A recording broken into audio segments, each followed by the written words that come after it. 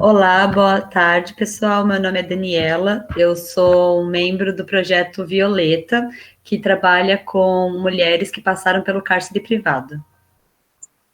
Oi, gente, tudo bom? Eu sou a Paloma Polônio, eu estou em engenharia de produção na Facamp e eu trabalho no projeto EVA, que basicamente trabalha com mulheres no sistema carcerário semiaberto das penitenciárias de Campinas e de Mogi, com a produção de sabonetes para o auxílio financeiro das mulheres e também com o desenvolvimento de dinâmicas para uma melhor reinserção das mulheres na sociedade e no mercado de trabalho. Bom, hoje nós estamos aqui com dois professores incríveis que vão nos ajudar com essa live, né, cujo tema é mitos e verdades sobre o sistema carcerário. Porque, bom, todos nós sabemos que muitas pessoas têm uma visão muito errônea e muito preconceituosa de como funcionam os sistemas privados, como são as mulheres que passaram por essa experiência, e dessa forma nós trouxemos esses professores doutores em Direito Penal, o professor Daniel Pontes e a professora Analisa Bechara, que são especialistas no assunto, para desmistificar essas questões e alguns preconceitos que as pessoas têm. Bom, professores, o pódio é de vocês, podem falar. Boa noite a todas e todos. Eu queria dizer, antes de mais nada, que é uma alegria enorme participar desse bate-papo hoje sobre um tema tão importante e com pessoas que nos trazem orgulho, né? Então, eu queria saudar muito especialmente a Daniela, a Paloma, o Fernando, que está aqui conosco, não está aparecendo, mas está aqui conosco, né?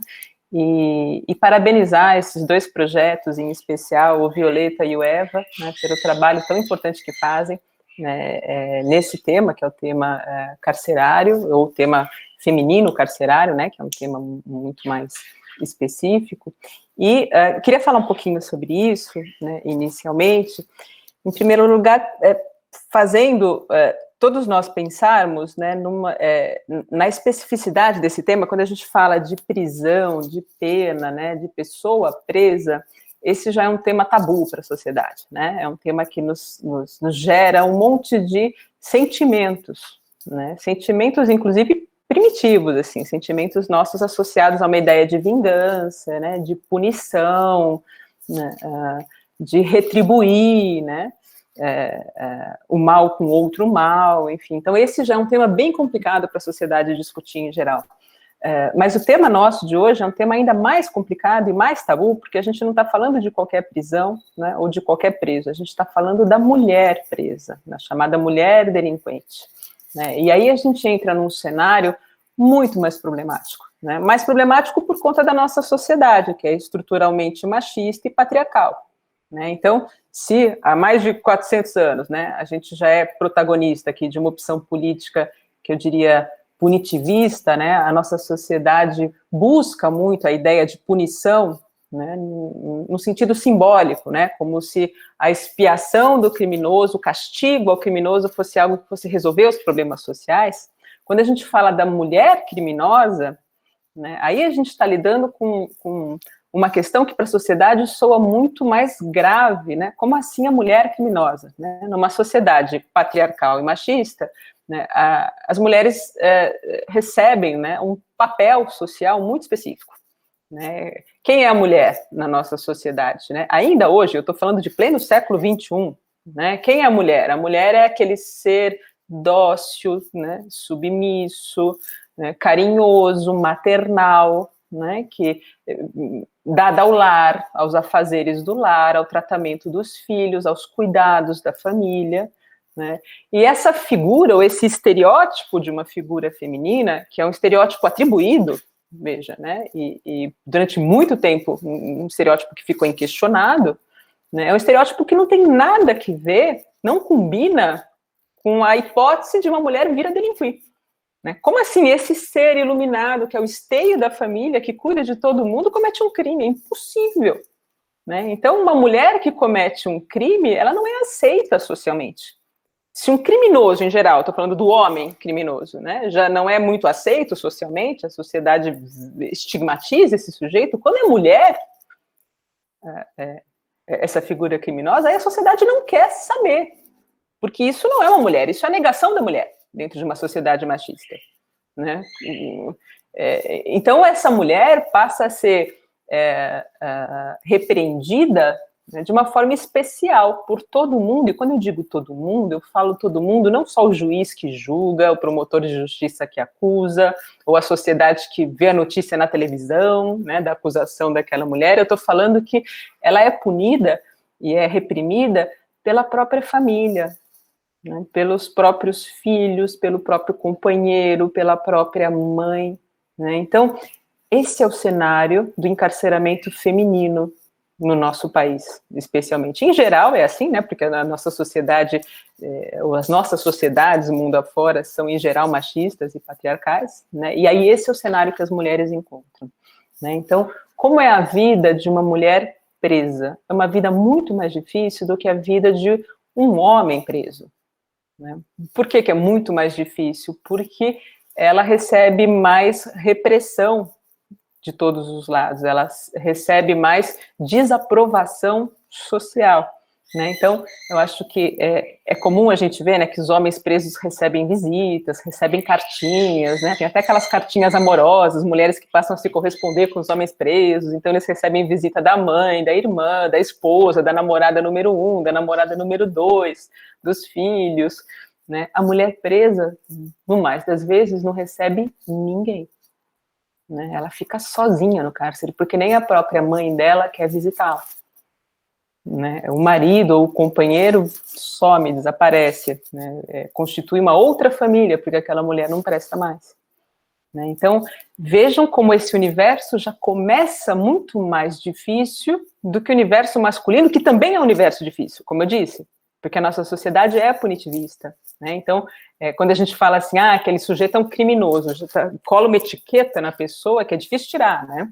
Que vai ficar para sempre, aquele sujeito é um condenado. Quando é uma mulher, fala, ela é uma condenada, isso soa muito estranho, né? Muito negativo aos olhos da sociedade.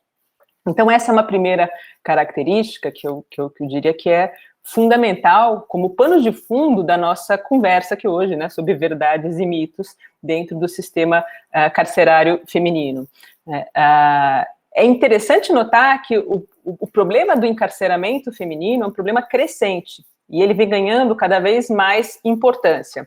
Vem ganhando importância por conta das discussões que começou a haver, né, em relação a questão de gênero, enfim, ao papel da mulher, né? Quer dizer, em pleno século XXI, a gente começa a questionar essas coisas, embora a gente possa dizer que no Brasil a gente vive um momento, né, de bastante retrocesso, né, em vários temas, retrocesso político, retrocesso dessas questões, dessas discussões, mas essa é uma discussão que desde o início do século XXI começou a ficar maior por conta disso. Então, eu me lembro, na USP, na Faculdade de Direito, os primeiros trabalhos, né, sobre isso foram no final da década de 90, que começaram a abordar a mulher criminosa, a mulher presa, né, o encarceramento feminino, né, e temos trabalhos muito legais, não só dentro do direito, mas fora do direito, dentro da antropologia, também trabalhos bem legais, né, mas esse problema, eu disse, ganhou mais atenção, né, por conta dessa discussão que amadureceu um pouquinho sobre gênero, né, e aumentou essa discussão, ou a importância da discussão, por conta do próprio aumento do encarceramento feminino, né? A taxa de encarceramento feminino vai crescendo, e crescendo por uma razão muito clara, né? Quando a gente trabalha com o perfil da pessoa presa, né, os presos têm um perfil muito claro. Quem nunca foi a um presídio, né, às vezes a gente tem uma imagem de presídio de filme americano, assim, que não tem nada a ver com a imagem que a gente tem aqui no Brasil, né? Mas para quem nunca foi a um presídio, eu falo assim, imagine quem é o público que está lá preso, né? O público tem uma cara muito específica, né? E esse é um traço geral do nosso sistema carcerário brasileiro. Qual é a cara do sistema carcerário, ou do público, né? Dessas pessoas que estão lá cumprindo pena? Normalmente são pessoas pretas e pardas, né? Então a gente está falando de negros, a gente está falando de pessoas com pouca educação, né, pessoas que muitas vezes não têm nem o nível fundamental completo, né, a maioria dessas pessoas, eu diria que são analfabetas funcionais, né, pessoas que têm uma situação socioeconômica muito vulnerável, né, então esse é o quadro geral, quando a gente fala do encarceramento, né, então a gente diz que o nosso sistema é um sistema, a gente chama de seletivo. Ele seleciona esse tipo de gente, né? Com isso eu quero dizer, bom, então se essas pessoas, se eu tenho negros, pobres e gente sem educação no cárcere, alternativa A, né, os mais ricos, brancos e educados não delinquem, não cometem crime. São mais bonzinhos. Alternativa B, né, todo mundo pode cometer crime, mas os brancos mais ricos e mais educados não são tão pegos quanto os negros e mais pobres e com menos oportunidades, né, em termos de educação e de emprego, enfim. Claro que a alternativa correta é a alternativa B, por isso que eu digo, o nosso sistema é um sistema que seleciona alguns, né, basta ver, né, para vocês que estão nos assistindo, né, quantas vezes vocês já sofreram uma batida policial, né, quantas vezes vocês já tiveram a casa invadida, né, alguém entrando sem mandado, sem nada, para revistar as coisas, procurar droga, né, é dizer, provavelmente a maioria de vocês nunca passou por isso. E provavelmente alguém que mora numa comunidade de periferia, né, é negro, né, e está numa situação socialmente mais vulnerável, certamente já passou mais de uma vez, né, por essa mesma situação que para a gente é só algo imaginável. Né? Então eu digo, o sistema seleciona. E seleciona as mulheres também. Né? Então quando a gente fala, qual é o perfil das mulheres que estão presas? Elas são mulheres também pardas e pretas, na sua maioria, são mulheres com baixa escolaridade, e são mulheres que têm uma característica específica. Quando a gente fala de encarceramento feminino, né, embora no masculino isso também ocorra, mas a maioria das mulheres hoje presas estão presas por crimes relacionados a drogas. Né, e elas estão presas por crimes relacionados às drogas, muitas vezes crimes associados a condutas de seus parceiros, de seus namorados, de seus maridos, enfim. E elas acabam sendo presas. Então, inclusive, em muitos desses casos, essas mulheres presas já têm um companheiro, seja marido, namorado, enfim, que também está no sistema penitenciário, também está cumprindo pena em outro lugar. Né? Então, essa é a cara dessas mulheres que cumprem pena. Né? Como funciona, quer dizer, qual é a realidade que elas enfrentam? Então, eu falei, a primeira realidade é essa realidade seletiva do sistema, né? Um sistema que é muito mais violento, que é muito mais repressivo e punitivo com esse tipo de pessoas, com esse tipo de mulheres, mulheres pobres, mulheres pretas e pardas e mulheres com baixíssima educação. Né? Outra questão importante dentro desse sistema é perguntar, e essa é uma pergunta que a gente tem que se fazer, né? Eu acho que para quem é do direito, a gente acaba naturalizando algumas questões e a gente não se pergunta mais. Mas para quem não é do direito, uma questão fundamental que surge, e acho que todo mundo já se perguntou isso um dia, qual é o sentido de prender alguém? Né? De fazer alguém cumprir pena? Para que serve a pena? Eu acho que para qualquer um leigo, né, o primeiro sentido da pena é essa pena castigo. Né? Como resposta mesmo. Você fez uma coisa errada? Então você vai pagar por isso. Né? Essa é a ideia, uma primeira ideia de pena, como pena quase que como uma vingança, né? Uma reação no sentido de retribuir o mal que a pessoa cometeu com o crime com outro mal. Vai ficar lá preso, né? E é por isso, por conta dessa cara que se atribui à pena, né, que a sociedade não liga muito, e essa é a verdade, para o que acontece dentro dos presídios. Né? Então, eu falo assim, olha, no presídio feminino não tem nem absorvente para as mulheres. Né? No presídio falta água. Quando tem água, a água é fria, então eu tenho que tomar banho frio. Né? No presídio que eu fui outro dia, né, e faz parte das minhas funções, né, dentro do Conselho de Política Penitenciária do Estado de São Paulo, fiscalizar presídio. Né? Então, às vezes, a gente vê coisas assim que não acredita. Né? Então, no presídio tem ratos e animais peçonhentos passando. Né? A comida que servem está estragada.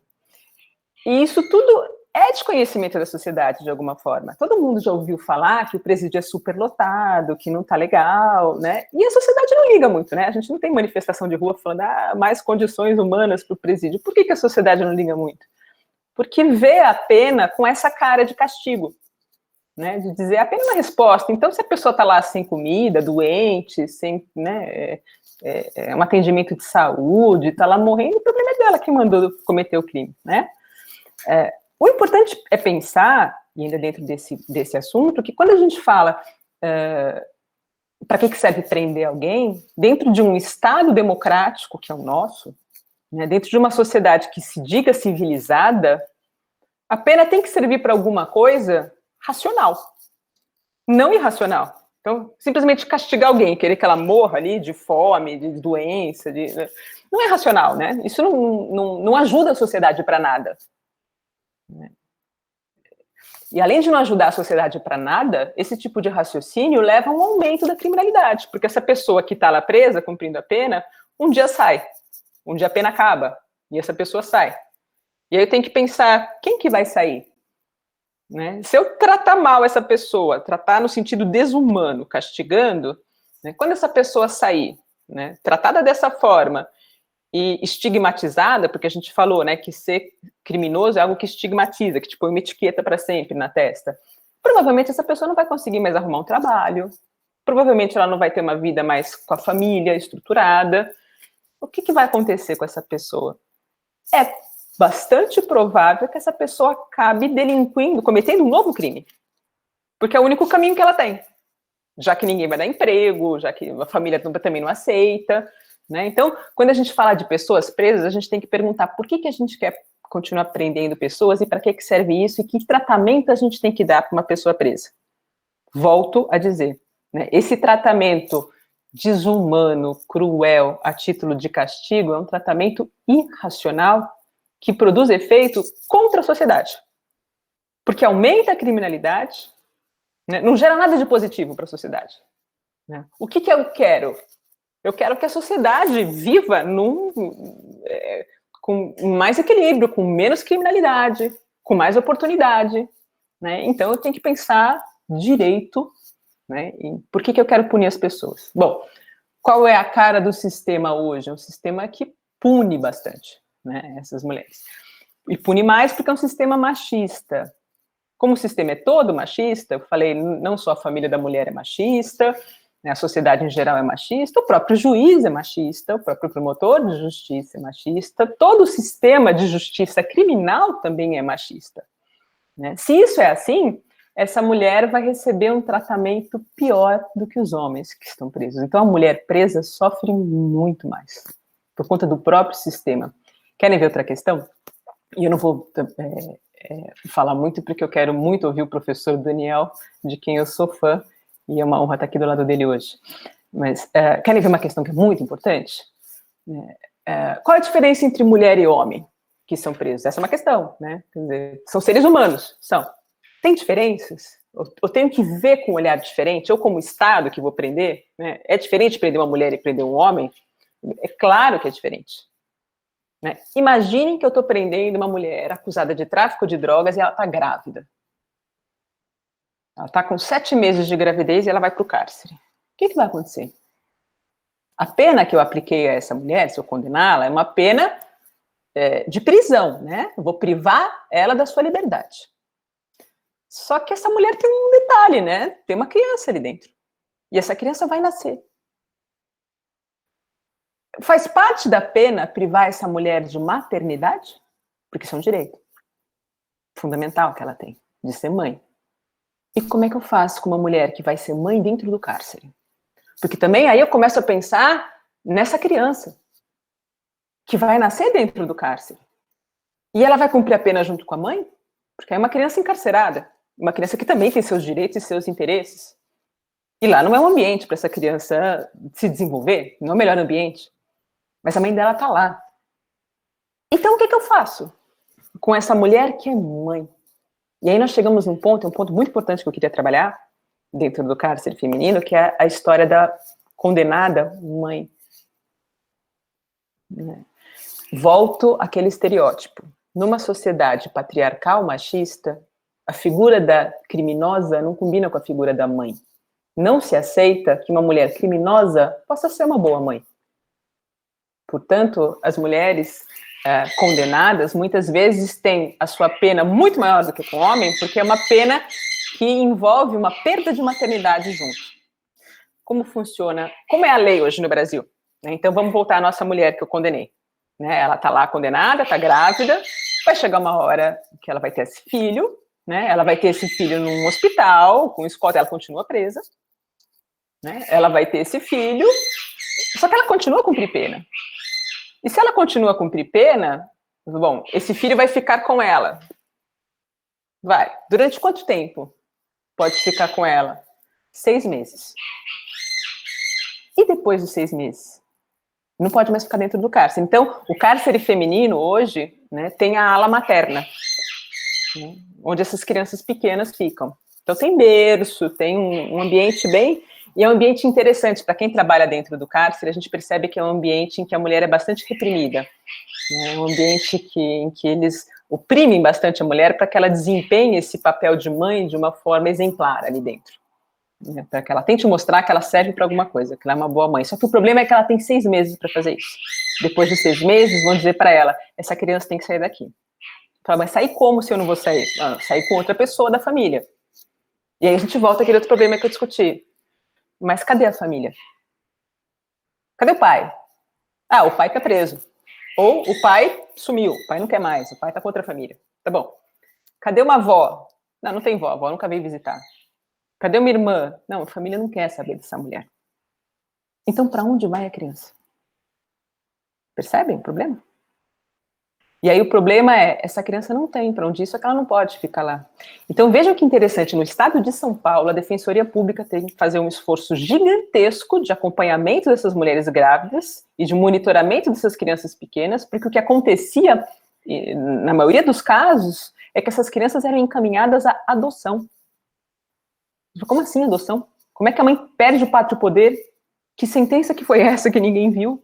A sentença dela foi de prisão, não de perder o pátrio poder, mas tiravam o pátrio poder dessa mãe e encaminhavam essa criança para adoção.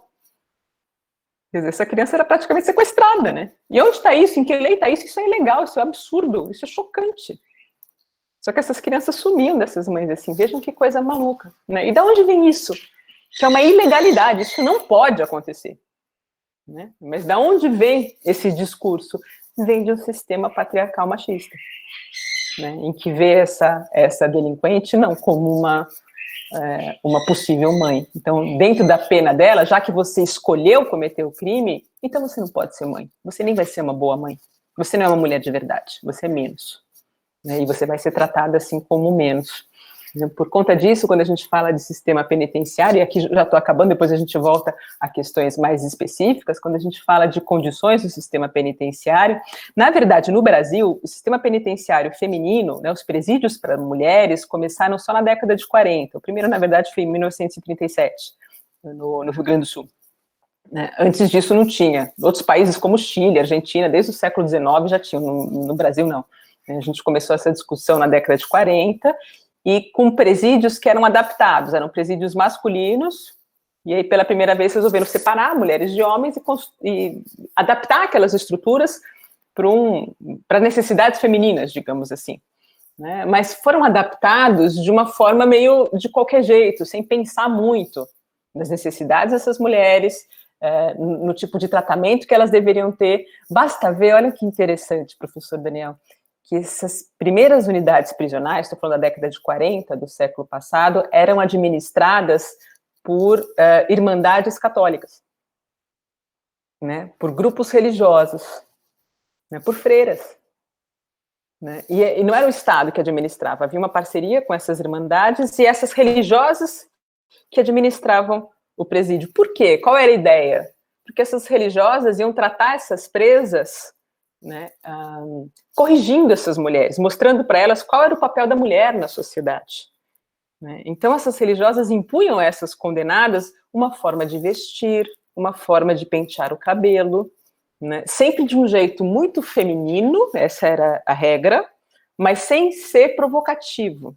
Então, todas elas tinham que usar saia, mas não podia ser curta, todas elas tinham que ter o cabelo muito bem penteado, amarrado, todas elas não podiam se maquiar com exagero, elas tinham que estar sempre sorrindo, mas nunca dar gargalhada, porque isso uma mulher do lar, uma mulher educada não faz.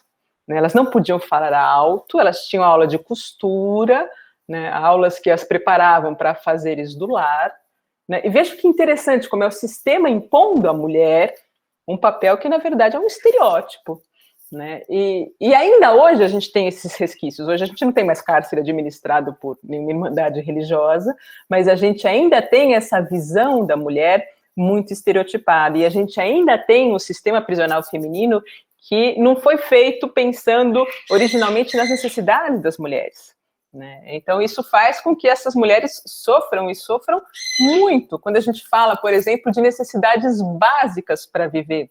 Esse é o problema do sistema carcerário como um todo, né? Como funciona? Quer dizer, imagina que eu sou uma mulher, estou presa e preciso de um remédio, né? Como funciona esse remédio? O Estado me dá?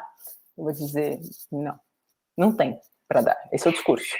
O Estado não me dá nem sabonete para tomar banho. Eu não tenho. Como é que eu consigo isso? Com a visita, com quem vem me visitar e me traz, é o chamado jumbo, aquelas sacolonas que a gente vê, né, quem passa na frente de presídio no final de semana, que vai levar. Então, comida, itens de higiene, pasta de dente, shampoo, coisas que pra gente são óbvias, né, que tem na nossa casa, mas imagina faltar. Absorvente. Qual é o problema das mulheres? Volta ao início da minha fala. Elas não recebem visita. Então, ninguém leva isso para elas. E aí, como é que faz? As mulheres menstruam. Né? Tem um livro do Drauzio, né? Presos que menstruam. As mulheres menstruam. Né? Como é que elas fazem com absorvente que não tem? Se elas não têm, elas usam miolo de pão.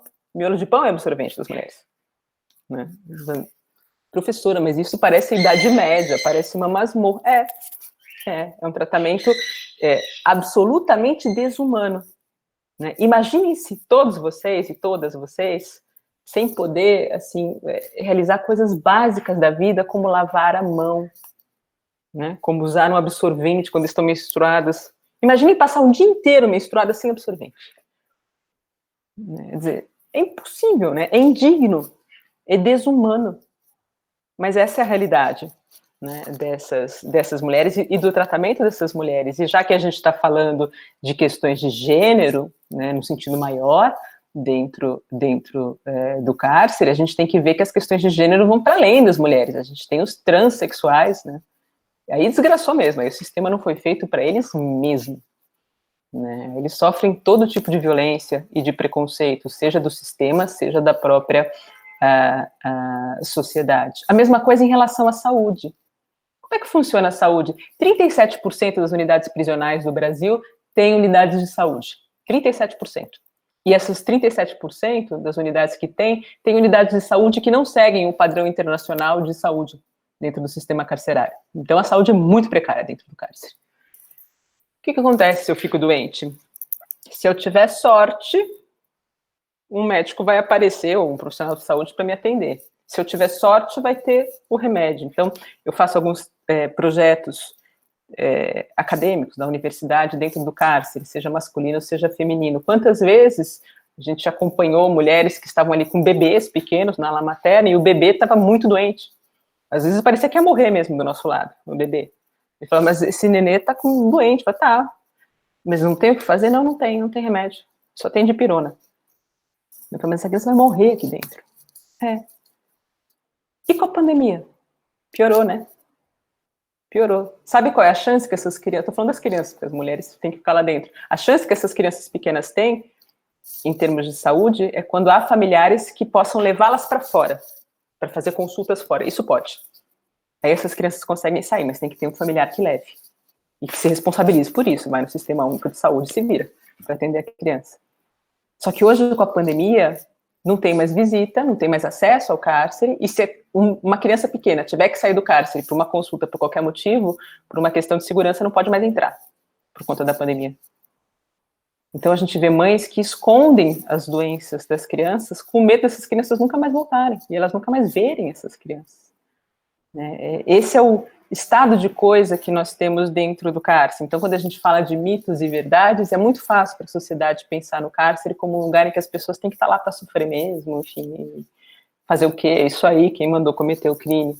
Né? Mas quando a gente fala em mulheres encarceradas, a gente tem que pensar nesse cenário, que é um cenário especialmente cruel, seletivo, irracional, e que leva essas mulheres a uma condição muito difícil, não só durante o cumprimento da pena, mas também depois que elas cumprem a pena. Né? E um dos projetos aqui, né, o Projeto Violeta, justamente trabalha com as chamadas egressas, com as mulheres que já cumpriram a pena.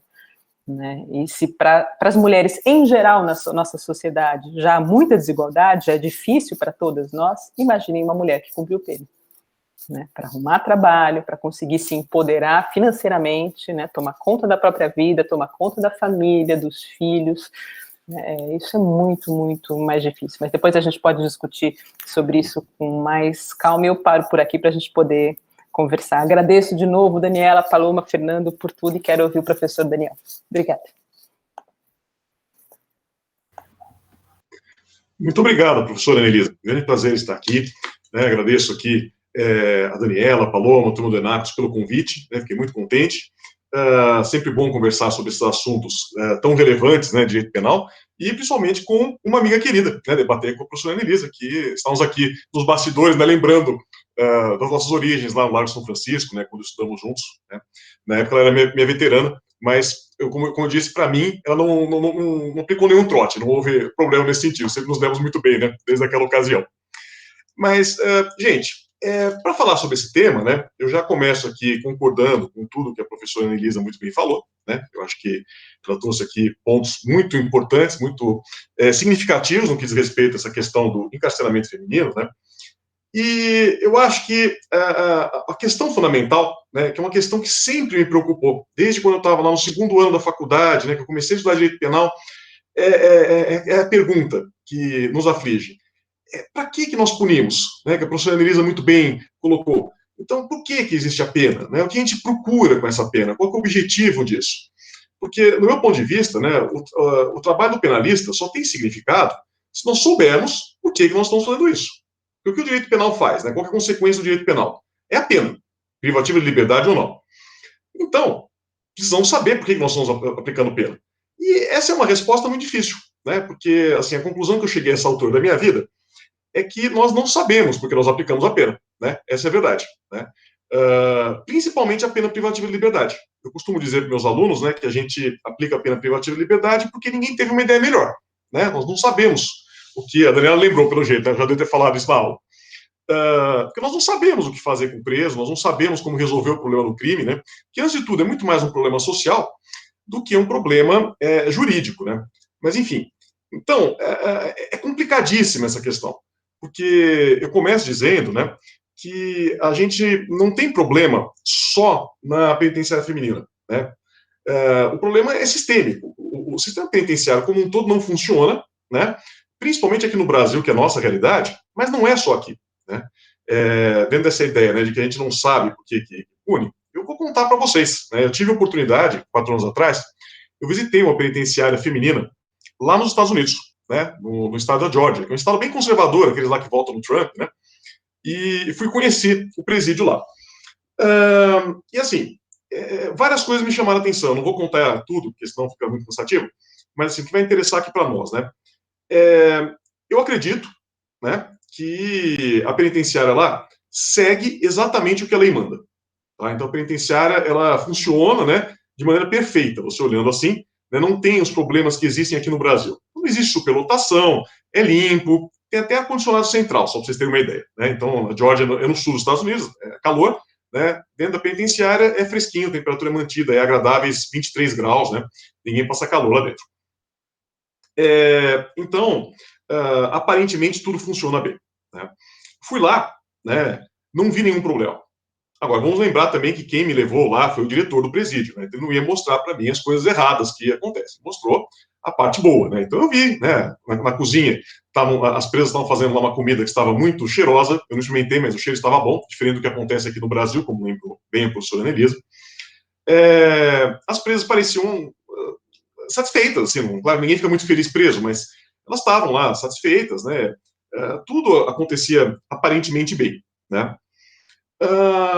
Aí eu perguntei para o diretor, eu achei muito interessante o presídio, mas eu queria saber o seguinte, qual que é a taxa de reincidência que vocês têm? Então, das presas que saem aqui, quantas que voltam? Porque um presídio assim tão bom, deveria ter uma taxa de reincidência muito baixa. E ele me fez uma cara assim de que não gostou da pergunta e respondeu, é alta. Eu falei, alta quanto? Ele falou, de 80% a 90%. Ou seja, não se sabe o que fazer com o preso. Isso que eu quero dizer para vocês. A gente não sabe, Não que o nosso sistema seja bom, ele é péssimo, eu vou falar sobre isso daqui a pouco. Mas mesmo quando se segue a legislação, você tem esse problema muito sério, do preso sair muito deteriorado, sair muito pior do que ele entrou na cadeia, Isso é um problema mundial, não é só brasileiro, É claro que lá nos Estados Unidos, comparação é injusta, porque lá eles têm outros problemas que nós não temos aqui, são realidades muito diferentes, né? Então, estou assim, mal comparando, né, muito rapidamente, a gente teria que aprofundar mais. E um dos problemas que tem, e esse aqui no Brasil ainda é presente, né, é outro aspecto que a professora Anelisa muito bem colocou, é que a gente enxerga a pena como sendo retributiva. Não tem jeito, né? Então, isso é o que eu falo, seu tio dentista fala isso, né? Então, quando tem aquele almoço de domingo, aquele seu tio dentista que faz a piada do pavê, né? Ele vai lá e fala exatamente o que a professora Anelisa falou. Ah, não tem água quente? Problema dela. Quem mandou ser presa? Né? Não tem sabonete? Problema dela. Né? Deveria ter pensado melhor antes de cometer o crime. Isso é uma visão totalmente retributiva. E o que é pior, gente, o que mais me assusta? Eu sempre fui contra a teoria retributiva. Né? Não acredito nisso de jeito nenhum. Mas a gente encontra, no meio acadêmico, aqui no Brasil até hoje, professores que defendem essa teoria retributiva. Né? Então não é só o tio dentista, né? Tem autores que falam que a pena é retributiva e preventivo geral, né? Uma teoria mista assim, nesse sentido. A gente encontra isso escrito muitas vezes nos livros, né? E também fora. Nos Estados Unidos, né? Pelo menos lá no estado da Georgia, quando eu tive a oportunidade de conhecer a penitenciária, a gente sente esse retributivismo. Essa ideia de vamos colocar o preso para sofrer bastante, quanto mais ele sofrer, melhor, né? Melhor para ele, melhor para a sociedade. A gente tem que judiar bastante dele, né? A lei italiana, olho por olho, dente por dente. Né? A gente percebe isso muito claramente. E eu acho que aí começa o problema, né? A gente tem que, para começar a pensar em resolver essas questões todas, precisamos abrir mão dessa teoria retributiva. A gente tem que aceitar que não dá mais, no século XXI, para a gente enxergar a pena como sendo uma vingança, como sendo uma retribuição por um mal que foi causado. Né? Não dá para aceitar isso nessa altura do campeonato. Né? Então, acho que essa é a primeira coisa. Né? E, assim, melhor argumento, né? Foi o que a professora Anelisa falou, né? Que eu vou complementar com uma frase do meu querido professor Alvino, que também foi professor da professora Anelisa, saudoso professor Alvino, inclusive. Ele falava o seguinte, que o preso, hoje, ele está contido. Amanhã, ele está contigo. Trata o preso, né, de maneira desumana, ele vai sair do presídio desumano. Então, não é bom para ninguém isso, né? A gente não precisa ser altruísta. Acho que devemos ser altruístas, tá? Mas não precisamos ser. Se você pensar do ponto de vista da sociedade, né? É muito ruim que você judie do preso, que você pegue e coloque o preso numa situação altamente desfavorável, né? Para ele sofrer bastante. Não é assim que deve funcionar, tá? Bom, aí o que temos aqui no Brasil, né? Avançando aqui um pouco. Por incrível que pareça, né? Nós temos aqui uma legislação de execução penal que não é ruim. Né? Está longe de ser perfeita, mas ela não é ruim. Né? Isso é uma coisa que eu acho importante a gente falar. Porque a LEP, a Lei de Execução Penal, ela prevê muitas coisas que são importantes, né, e que, se realmente funcionassem, seriam fundamentais. Só que o que a gente vê na prática, né? A legislação não sendo implementada. Então, se você pega e lê a Lei de Execução Penal, você vai encontrar a descrição de um presídio que é muito parecido com o presídio que eu visitei nos Estados Unidos. Só que você entra num presídio aqui no Brasil e dá vontade de chorar, né? Porque é outra realidade, é outra coisa. Então, a primeira questão é essa, né? Temos que fazer valer a lei. A questão não é tanto mudar a lei, né? Porque daí é outra coisa que o seu tio dentista fala, precisamos mudar a lei, vamos revogar a LEP e fazer outra, e aí vai resolver. Não, não vai resolver, né? Porque se continuar do jeito que está, essa LEP não é aplicada e a que vier depois também não será. Essa é a verdade. Então, a briga tem que ser fazer valer o que está na lei, né? Então, a gente deveria cumprir a lei, isso deveria ser óbvio, né? Mas nem sempre, na prática, acaba funcionando assim. Mais do que a lei, né? A gente tem que cumprir a Constituição. Tem que cumprir a Constituição Federal. Tem que cumprir as regras todas que existem. Porque vamos falar aqui um pouquinho sobre alguns dispositivos que existem, tá? Na lei, na Constituição, algumas coisas importantes. Então, na LEP, de cara, o que está escrito lá? Que o preso conserva todos os seus direitos que não forem atingidos pela pena. Então, se a mulher está cumprindo uma pena privativa de liberdade, qual que é o único direito que ela perde? É a liberdade. Só. Ela não perde o direito de ser mãe, como bem lembrou a professora Anelisa. Ela não perde direito a ter as suas necessidades básicas atendidas. Né? Tudo tem que ser conservado. Começa daí. Se a gente conseguisse fazer valer esse dispositivo, já resolveríamos aí 50% do problema. Né? E mais, para entrar bem no assunto específico que a gente está tratando. Temos, gente, na Constituição Federal, isonomia. Só que isonomia, né, para a gente que é do direito, não é aquela ideia que vamos tratar todos iguais. Né? Na realidade, o que é? Nós vamos tratar desigualmente os desiguais na medida da sua desigualdade. Então, homens e mulheres não são iguais. Né? Cada um tem a sua peculiaridade. E devem ser tratados de acordo com essa desigualdade. Então, é muito ruim que você tenha um sistema penitenciário, e é isso que acontece na prática, né? Que trate mulheres basicamente do mesmo jeito que se trata homens, né? Então, só muda o estabelecimento. Você tem lá uma penitenciária feminina, mas o que acontece lá dentro é muito parecido com o que acontece na penitenciária masculina. E isso está errado. Por quê? Porque temos que tratar desigualmente os desiguais na medida da sua desigualdade. Está na Constituição Federal, né? Então, muito ruim que seja assim, né? A gente está fazendo tudo errado, né? Essa que é a verdade. E uma das peculiaridades, né, que tem a presa, que muito bem também disse a professora Anelisa, é que ela acaba sendo abandonada. Ela é abandonada pela família, é abandonada por todos. E com isso, ela acaba não tendo acesso a certos benefícios, né, que o preso homem tem. Então, porque assim, esse problema todo de falta de absorvente, né, de falta de sabonete, de shampoo, para o homem não existe. Absorvente o homem não usa, né, mas os outros itens de higiene, isso acaba não sendo um problema tão sensível, porque as famílias levam. Para a presa, ninguém leva. Né? Então, temos que considerar isso. Né? Ah, mas o Estado não tem dinheiro. Né? Vamos ter que pensar num jeito para resolver isso. É o que eu falei. Né? Todo mundo que está preso, né, um dia vai sair. Então, nós temos que tratar com dignidade as pessoas que lá se encontram. Né? E outros problemas que sempre existiram, que agora estão se agravando. Né? Então, a professora Anelisa muito bem mencionou aqui o problema dos transexuais. Né?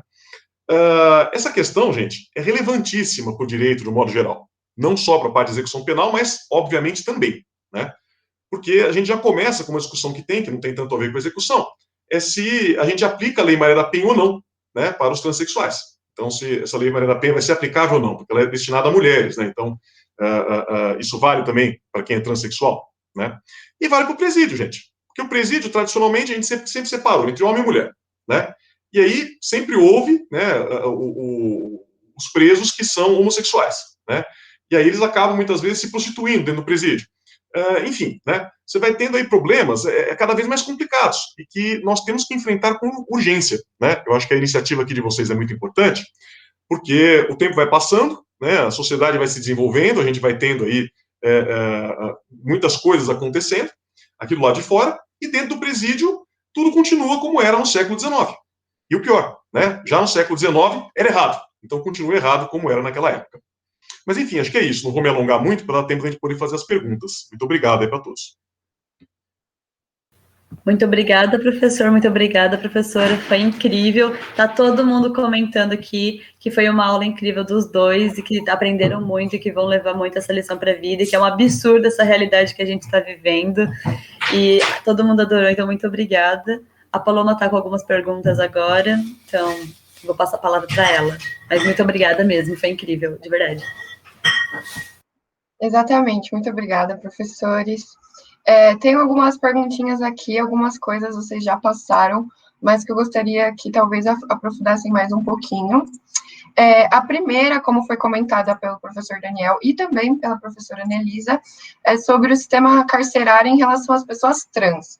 Vocês comentaram brevemente o que existe um problema muito grande no sistema carcerário para pessoas trans, só que a gente gostaria de entender melhor como funciona o sistema carcerário brasileiro para as pessoas trans, se existe alguma regulamentação que direcione essa questão.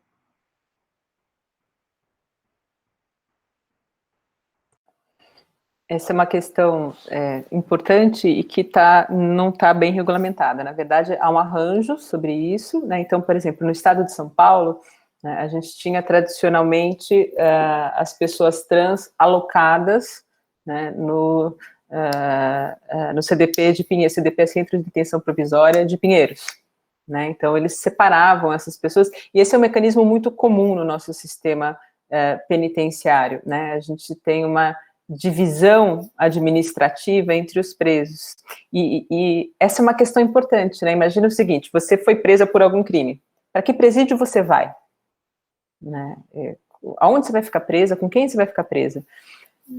Logicamente, a gente pensa em algum sistema que privilegie, de algum modo, um mecanismo de ressocialização dessa pessoa. Então, imagine, seria estúpido colocar alguém de 18 anos, né, que acaba de ser preso pelo primeiro crime que cometeu na vida, com o líder de uma facção criminosa de 40 anos, super experiente. Né? Vai dar bobagem, né, porque esse preso muito jovem é mais vulnerável, né, ele vai acabar recebendo uma influência mais negativa, enfim, então é muito melhor deixar esse preso de 18 anos com outro também preso mais ou menos da mesma idade, que tenha cometido o mesmo tipo de crime, né, a gente pensa nessa lógica, só que o sistema não funciona com essa lógica, né, hoje, na verdade, o que a gente chama de individualização da pena, ou seja, como eu olho para cada preso e trato diferente, né, tem a ver no sistema com uma divisão entre facções criminosas, né, então, eu acabei de receber uma pena,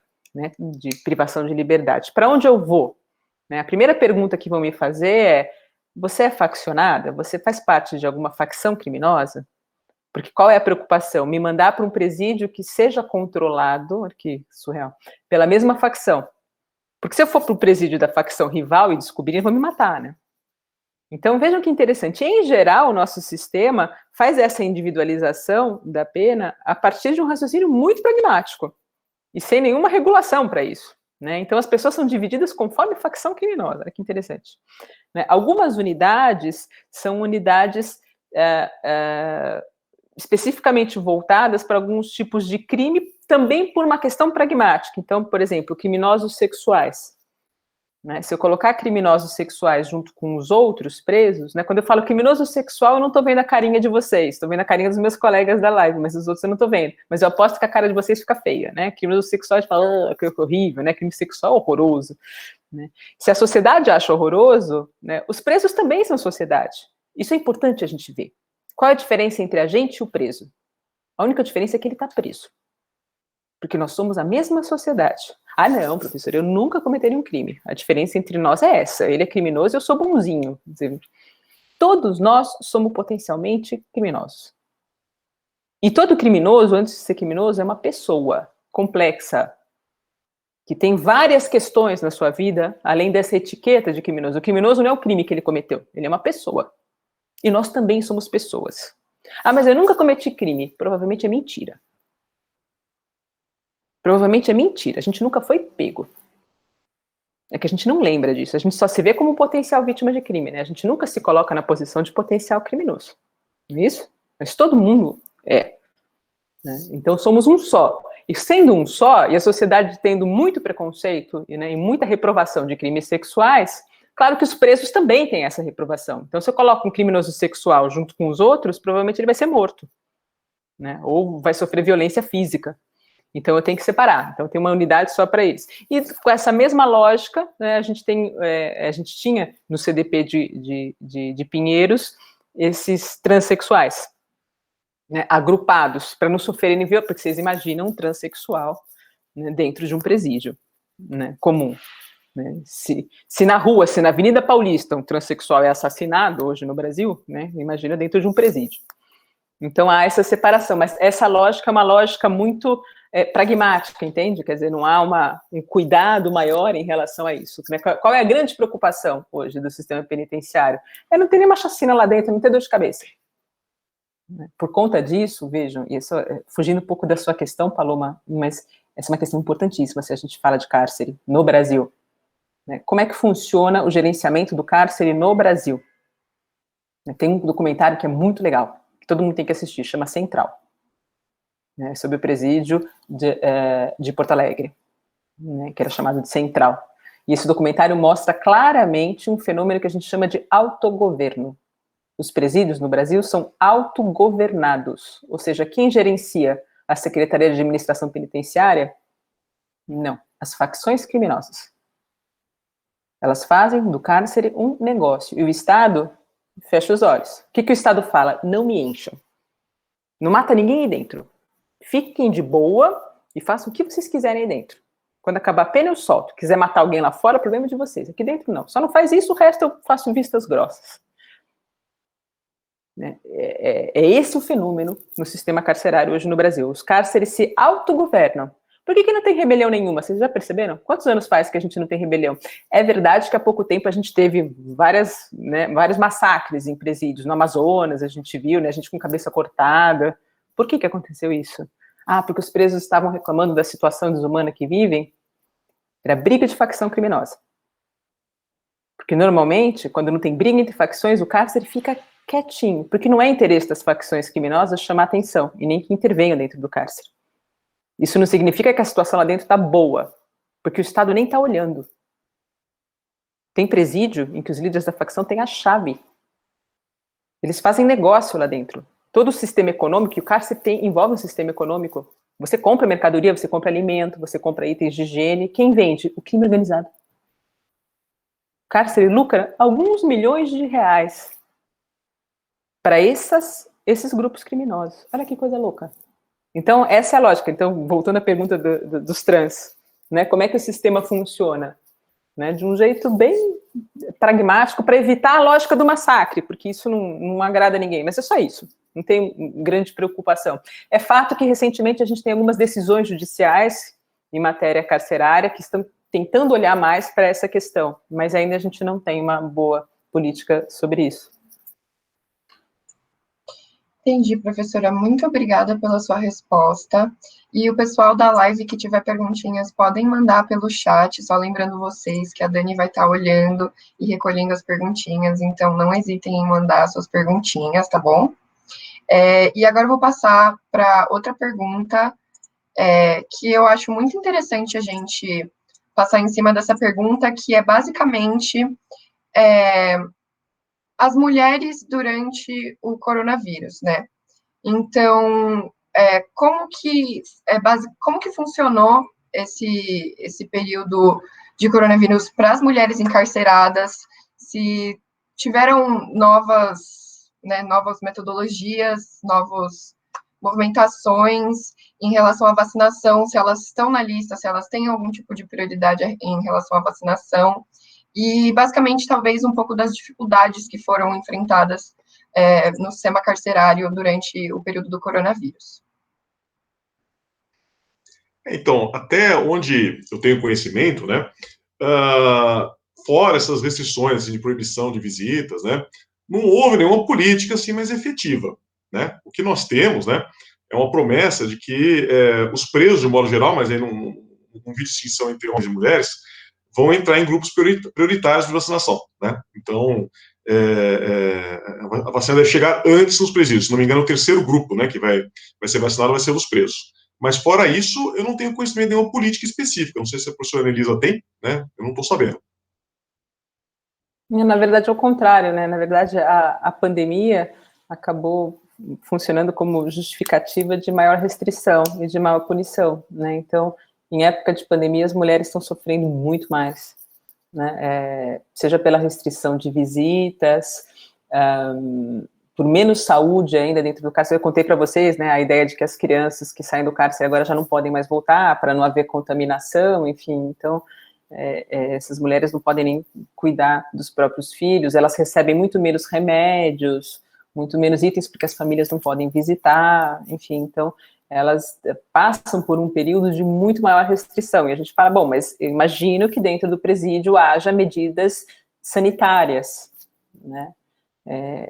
E é verdade, quer dizer, o Conselho Nacional de Justiça, né, editou uma série de recomendações, né, para o sistema prisional em época de pandemia, né? Então, olha, parece ridículo dizer isso, mas eles tiveram que dizer, tomem cuidado com as prisões, prendam o menos possível, né? Pessoas do grupo de risco, prioritariamente, não têm que estar presas, né? Eu tenho que ter uma estrutura minimamente adequada, porque imagina o que é, se a gente está com medo em casa, isolado, com medo da pandemia, imagina alguém que está fechado com algumas mil pessoas, né, dentro de um lugar que é insalubre, né? Ali, para transmitir vírus, é muito mais fácil, né? E o fato é que essas recomendações não estão sendo seguidas. Nós temos uma portaria conjunta do Ministério da Saúde e do Ministério da Justiça, na época ainda que o ministro da Justiça era o Sérgio Moro, que é risível, né, que diz que as autoridades dentro do cárcere têm que buscar identificar os casos suspeitos de Covid, sendo que eu falei para vocês, só 37% dos cárceres no Brasil tem unidade de saúde, né? Então, eu não sei como é que vai identificar na população carcerária quem é suspeito de Covid, mas, enfim, tem que identificar os casos suspeitos de Covid e, uma vez identificado o caso, tem que isolar. Aí eu pergunto, se os presídios são superlotados, como é que eu isolo? Né? Coloco numa cela separada. Não tem, não dá. Ah, não, mas aí o Ministério da Justiça resolveu. Se não tiver como isolar em cela separada, que se criem cortinas, que se demarque o chão e coloque cortina para separar o sujeito dos outros dentro da cela. É ridículo. Só quem nunca entrou num presídio, né, consegue imaginar o que é isso. Como é que você demarca o chão?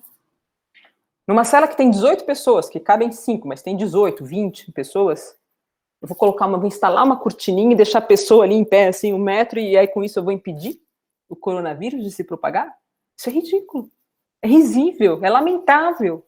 Isso é norma, isso está posto. Isso foi escrito por alguém, olha que horrível. Né? Então, isso, assim, é um tapa na cara, né? Quer dizer, é uma mostra que realmente não há preocupação com a saúde dessas pessoas. Ah, não, mas eles têm máscara, eles não têm nada. Eles não têm nada. Hoje mesmo, antes de começar a live, eu estava comentando com os meus amigos aqui de mesa virtual, né, que hoje foi o enterro da diretora do Presídio Feminino da capital de São Paulo, morreu de Covid. Né? É dizer, quando eu falo que o sistema é ruim, ele não é ruim só para quem está preso, ele é ruim para quem é funcionário do sistema, que também fica refém dessa realidade horrível, né? Que também fica vivendo um ambiente de imprevisão, de insegurança muito grande, né? Então, quando a gente fala de pandemia, quer dizer, ela só funcionou como justificativa para restringir ainda mais os direitos dessas pessoas. Quer dizer, não há uma preocupação real com a saúde dessas pessoas, nenhuma.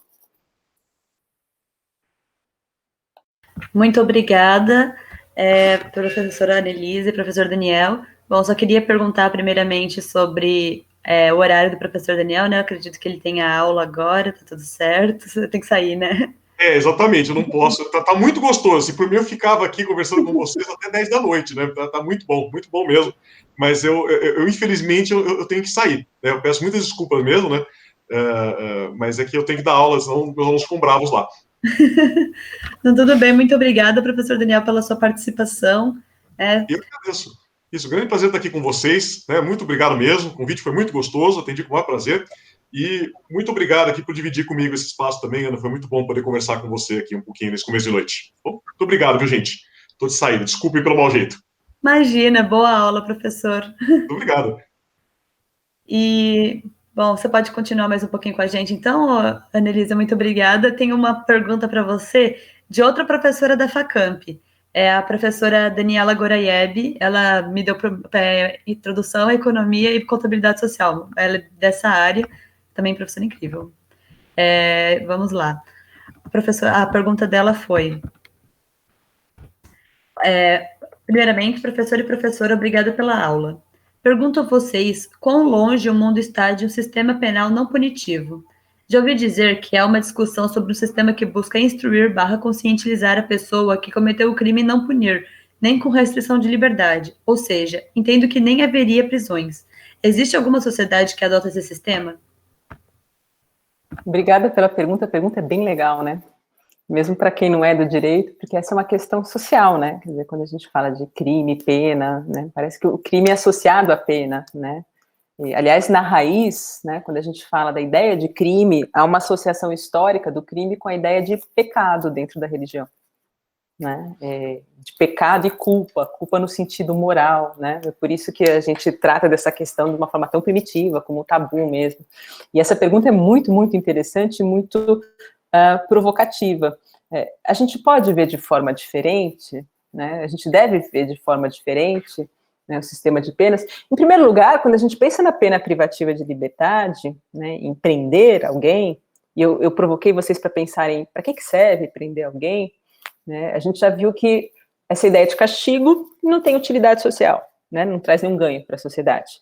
Bom, então a gente pode pensar em outro tipo de utilidade, né? Então, prender alguém serviria para reeducar, essa palavra reeducar a pessoa. corrigir a pessoa, né? Aliás, a ideia de penitenciária tem a ver com a Igreja Católica, né? A penitência, vocês já pararam para pensar? Né? A ideia de prisão é relativamente nova na nossa sociedade, ela surge só no século XIX como pena. Antes disso, por que eu prendia alguém? Eu prendia na torre do castelo para essa pessoa esperar o dia da execução dela, que ela era guilhotinada, ela era, enfim, morta de algum jeito. A pena era corporal, né? Eu castigava o corpo da pessoa. A ideia de prender alguém como pena, né, passou a existir a partir do século XIX por influência da Igreja Católica, né, que dentro da sua estrutura, né, como é que punia os clérigos faltosos?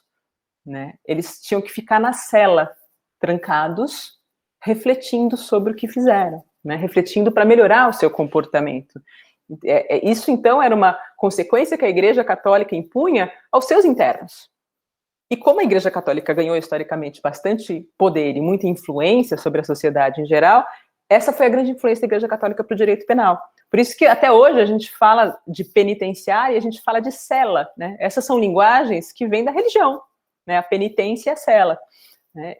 Então, a ideia da pena surge, a partir da Igreja Católica, como esse instrumento de correção. Pense no que você fez, para você melhorar como pessoa. Né? É claro que isso cai por terra de cara, a ideia de corrigir alguém por meio da pena, né, de prisão. Por que cai por terra essa ideia? Como é que eu vou fazer uma pessoa se ressocializar, né, ter uma melhor relação com a sociedade, tirando ela da sociedade? Tem um professor espanhol, né, de direito penal que fala: tentar ressocializar alguém por meio da prisão é como tentar ensinar alguém a jogar futebol tirando a bola. Né? Fala, agora aprende futebol. Fala, mas como assim, não tem a bola? Né? Como é que você vai ressocializar alguém tirando ela da sociedade? Porque a gente viu que aprender alguém, na verdade, dessocializa. Né? Estigmatiza, faz a pessoa sair da sociedade, ser arrancada, e depois fica mais difícil ainda para ela voltar. Né? Então a gente vê que se a ideia de ressocialização é boa, né, quer dizer, traz um benefício para a sociedade, por quê? Porque alguém ressocializado não vai cometer mais crimes. Né? Isso é bom, né? É isso que a gente busca, na verdade. Né? Se essa ideia é boa, ela não se dá por meio da prisão, porque a prisão não serve para isso, ela não se presta para isso. Então a gente fala hoje, esses projetos que vocês desenvolvem lindamente, que eu morro de orgulho, né, são projetos que promovem a ressocialização não a partir da prisão, promovem a ressocialização apesar da prisão. Olha que coisa louca.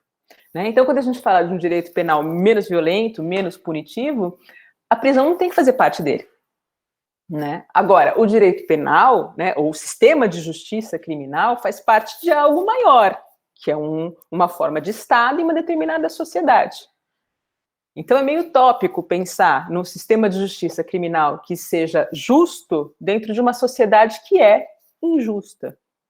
Né? Quando a gente fala da nossa sociedade, eu falei que ela é patriarcal, que ela é machista, eu poderia dizer também que ela é racista, e muito racista.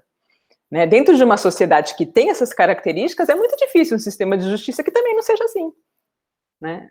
Mas justamente por conta de tantas deficiências da sociedade que a gente tem que olhar com muito cuidado o nosso projeto de justiça criminal, porque tem que servir para alguma coisa. Imaginem vocês sendo juízas de direito e sentenciando pessoas, né? Quer dizer, chega no final do dia, vocês vão falar, por que eu estou fazendo isso? Tem que servir para alguma coisa. Será que eu estou condenando essas pessoas para daqui a alguns anos eu estar de novo condenando essas mesmas pessoas por novos crimes, porque elas reincidiram? Então eu estou enxugando gelo, eu não estou fazendo nada. Para que serve a minha atuação? Né? A gente tem que pensar num sistema de justiça que sirva para alguma coisa. Como ele é hoje, ele é só uma violência. Porque o Estado também é violento. Né? A pena é uma violência institucional, é uma violência promovida pelo Estado. Né? Privar alguém da liberdade é algo muito violento. É algo que ofende um direito fundamental. Só que é o Estado que está fazendo isso. E essa violência só faz sentido institucionalmente se ela trouxer um benefício para a sociedade. Do jeito que ela está, ela não traz. Então, a pergunta da professora é: existem outros modelos? A resposta é: existem. Existem. É que a sociedade não entende. Né? Então, outro dia, alguém estava mexendo no telefone dirigindo, ou estava bêbado dirigindo, perdeu o controle do carro e atropelou uma pessoa, matou. né? Aí saiu no jornal, filhinho de papai com o carrão atropelou e matou uma pessoa. E aí depois vem a sentença. Ele foi condenado a prestar serviços à comunidade. Aí o tio dentista, lá mencionado pelo professor Daniel, vai olhar para vocês e vai falar assim, tá vendo como o Brasil é o país da impunidade? Olha lá, tá solto.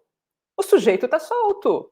Então, né, ninguém vai para cadeia no Brasil, as pessoas não respondem pelo crime. Ora, quando eu falo que essa pessoa foi condenada a prestar serviços à comunidade, eu estou falando que foi imposta uma pena, uma condenação a essa pessoa, mas em vez de colocá-la no cárcere, que eu sei que não vai fazer nada para ela, é só uma crueldade, eu coloco ela, por exemplo, para trabalhar, e é um trabalho obrigatório e gratuito, para trabalhar, por exemplo, numa instituição como a ACD, aqui na cidade de São Paulo, uma instituição que recebe pessoas que têm deficiências, mutilações, vítimas de acidentes de trânsito. E essa pessoa vai ter que trabalhar lá durante 2 anos gratuitamente, fazendo a triagem das pessoas que chegam. Olha que interessante. Por que é interessante? Porque eu estou aproximando esse sujeito que cometeu esse crime de trânsito à realidade que ele afetou.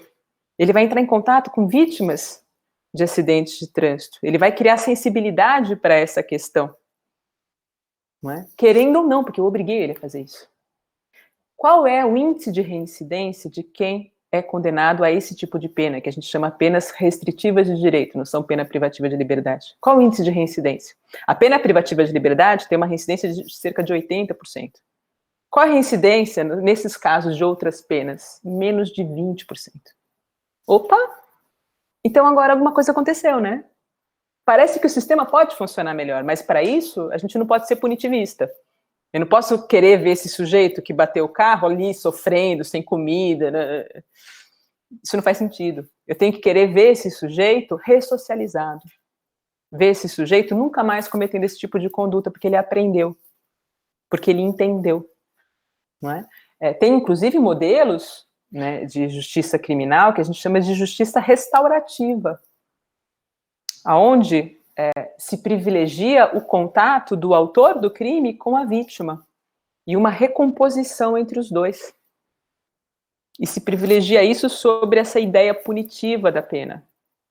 Porque a pena, não sei se vocês pararam para pensar, são questões muito... A gente está falando de uma forma muito simples de questões que são muito complexas, inclusive filosoficamente, mas veja, vocês já pararam para pensar que quando eu imponho a pena para alguém, eu falo, cometeu tal crime, matou alguém, ou roubou alguém, ou, sei lá, traficou drogas, 10 anos de cadeia. Quando eu faço isso, o que eu tô... Sumiu? Voltou? Voltou já. Quando eu faço isso, o que eu estou fazendo? Eu estou respondendo ao passado, eu estou sendo reativa ao passado, ou seja, eu não toco no passado, mas eu estou respondendo a ele. Estou falando, porque você fez isso, a consequência é essa. Quando eu privilegio um outro modelo, como, por exemplo, o modelo restaurativo, então eu vou chamar a vítima daquele sujeito para falar como ela foi afetada, o que aconteceu, né, para o sujeito que cometeu o crime falar por que ele fez, qual a responsabilidade dele, como ele pretende reparar aquilo, o que eu estou fazendo? Eu estou respondendo ao passado? Não. Eu estou voltando ao conflito, eu estou tocando no conflito e estou possibilitando um rearranjo social, eu estou possibilitando uma recomposição ali de uma relação social. A pena não recompõe relação social, porque ela não toca no conflito, o conflito já foi, ela só responde a ele. Então veja esses outros modelos que são muito interessantes de justiça, são modelos que querem voltar ao conflito para tentar desfazer o conflito. Isso é muito, muito interessante. Não sei se eu respondi. Respondeu sim, professora. Desculpa a minha internet, né? Eu acabei caindo. Imagina, acontece. Então, eu vou fazer mais 2 perguntas que foram feitas no chat. A primeira delas foi feita pelo Bauman Brasileiro, e a pergunta é sobre a ausência de produtos básicos e cárceres femininos. Essa ausência está ligada à predominância de homens à frente da coordenação legal deles? Não. Não por uma questão simples. Não faltam só esses produtos no sistema carcerário feminino. Faltam em geral. Para os homens também falta. Né? Então você fala, homens têm sabonete, shampoo, essas coisas, também não tem. Né? E é meio estranho que não tenha, né? Porque você fala, puxa, mas se o Estado está custodiando essas pessoas, eu tenho que ter um mínimo, básico. para, né, prover a dignidade dessas pessoas, mas não tem. Né? E o Estado fala, o orçamento, sempre vai ser a culpa do orçamento, né? O Estado está com dificuldade financeira, eu prefiro investir na escola do que no cárcere, todo aquele discurso que a gente já conhece. Né? E esse é um discurso geral. Por que é pior no cenário feminino? Porque o preso homem recebe mais visita do que a mulher. Né? Então, o preso homem recebe esses produtos que vêm de fora e a mulher não recebe. Então, por isso que elas sentem muito mais do que isso. Os homens sentem menos, mas falta igual, tá, produto. Não é que no cárcere feminino tem menos ainda, não. Falta em todos. Muito obrigada, professora. E a última pergunta do chat foi: as mulheres dentro do cárcere têm acesso a tratamento psiquiátrico? Se elas tinham antes de entrar na prisão, elas conseguem continuar com os remédios? Essa pergunta foi feita pela Iris Silveira. Iris, essa pergunta é tão legal, né?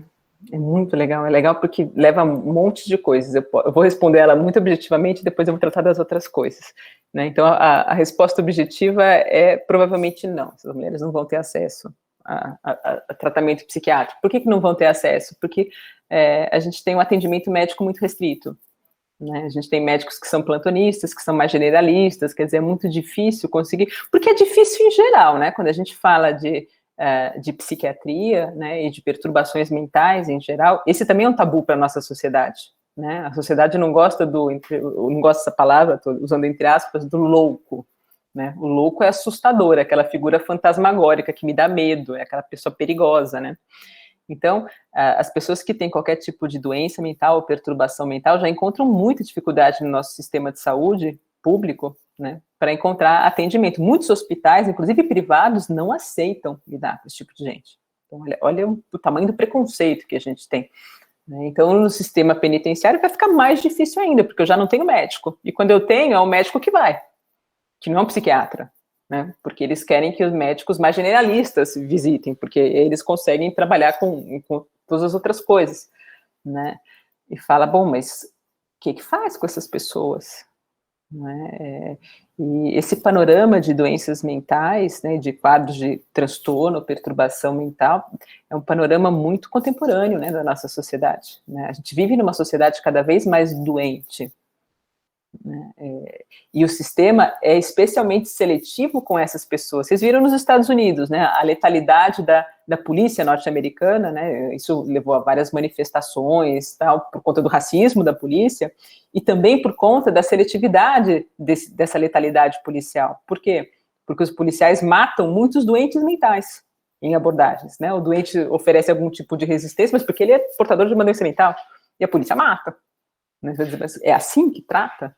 Porque o sujeito é doente. Né? O nosso sistema penal é horrível com os doentes mentais. Horrível. Na verdade, um doente mental que não tenha consciência do errado que fez, do crime que cometeu. Outro dia a gente teve uma moradora do CRUSP. O CRUSP é uma conjunto habitacional da USP, né, para alunos que não têm moradia, eles ficam lá. Né? Uma aluna da USP, moradora do CRUSP, atirou o filho pela janela, de 3 anos. Então, falou, meu Deus, tentativa de homicídio, que monstra, que mãe horrível. Né? E foram ver, por que você fez isso? Ela é esquizofrênica. Então, na cabeça dela, num surto que ela teve, estava entrando um monstro no apartamento dela, e para salvar o filho, ela arremessou ele pela janela, estava no 3º andar, então ela esperou passar um carro e jogou o filho em cima do carro, e o carro ia salvar o filho do monstro. Né? Então, essa pessoa não entendeu nada do que fez. Né? Quer dizer, como é que o sistema penal trata dessa pessoa? Vejam que é uma questão de saúde, né, mental. E eu tenho que tratar dessa forma. Adianta eu prender essa pessoa, eu maltratar, eu deixar para o resto da vida, só vai piorar o quadro. Então, essa pergunta que foi feita é muito interessante, porque além de não ter um tratamento adequado, na maior parte dos casos, na grande maioria dos casos, a gente vai dizer que o sistema prisional, o cárcere, o estar preso, potencializa muito doenças mentais. Né? Quer dizer, mesmo tem um filme, eu tô falando de filmes hoje, né, e documentários, tem 2 filmes muito legais sobre isso, né? Um deles é O Bicho de 7 Cabeças, né, com aquele ator bonitão brasileiro, como chama, que depois começou a trabalhar nos Estados Unidos, Rodrigo Santoro, né, que ele é um traficante, enfim, e que acaba no sistema penitenciário, e ele é internado no manicômio judiciário, e ele começa a ficar louco. Ele é uma pessoa saudável e começa a ficar louco porque perde os parâmetros. Né? Então, o estar preso, estar vivendo essa situação de privação de liberdade, de tensão o tempo todo, de violência, é gatilho para uma série de doenças mentais. Então, a gente vê muito no cárcere pessoas com problemas mentais e com nada de tratamento, né? Muito obrigada pela resposta, professora. Gostaria de ver com você se está tranquilo ficar para responder mais uma ou duas perguntas. Legal, perfeito. Então, eu vou pegar aqui uma pergunta da nossa caixinha, que, foi passada alguns tópicos em relação a estigmas das mulheres encarceradas e como isso afeta elas no período do cárcere, mas tem uma pergunta aqui que é: quais são os maiores estigmas sofridos pelas mulheres depois de passarem pelo sistema carcerário feminino?